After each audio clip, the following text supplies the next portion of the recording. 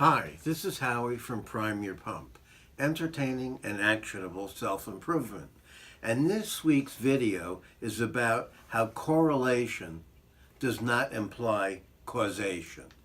So human beings frequently assume A causes B. For example, a mother may decide that her 13-year-old son, who has a messy room, A, okay, will be a messy thinker, flunk out of school, get involved in crime, wind up in jail, get AIDS and die in jail.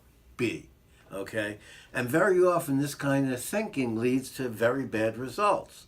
So you must be able to assert A causes B by meeting three conditions. The first condition is that there is a correlation between A and B. In other words, if A happens, then B happens. So for example, when Paris was beginning to grow into a significant city, people noticed that whenever a baby was born, a stork, the bird, okay, was present. And this led to the myth that storks brought babies, as you saw in cartoons, like I think Dumbo when you were little.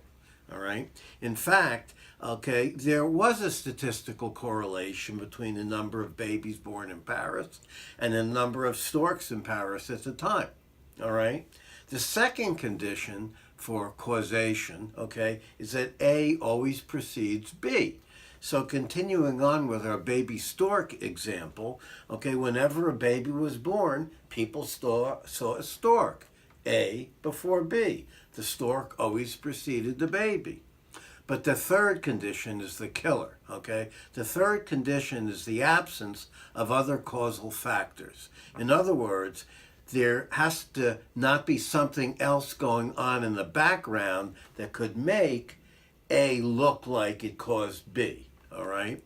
So now let's finish the baby stork example by considering other factors that could make it look like storks bring babies.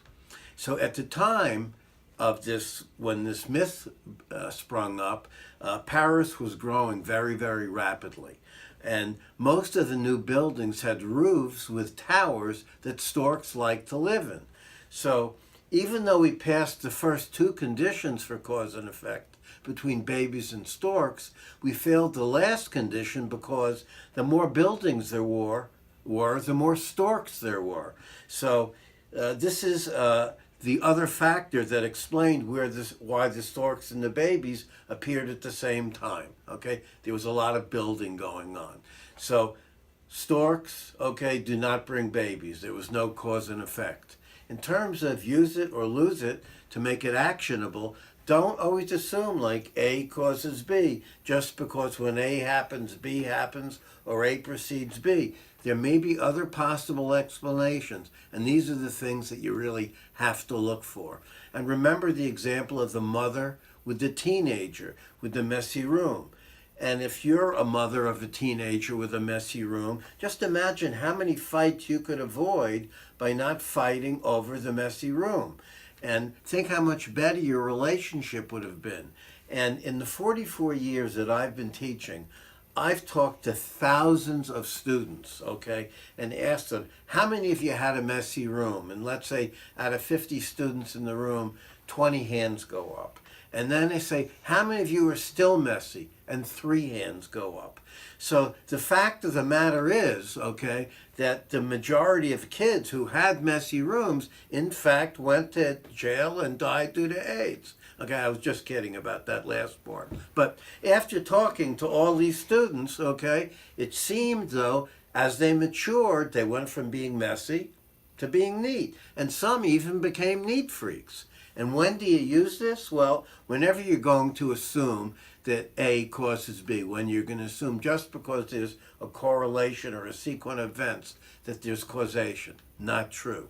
And what do you think? Well, have you ever made an erroneous assumption about A causing B? And if you have, please share your experience in the space below.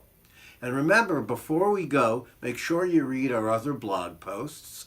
And if you have friends who may like any of our posts, please share them. And lastly, if you haven't already signed up for our weekly newsletter, please do so. And until next time, remember, prime your pump.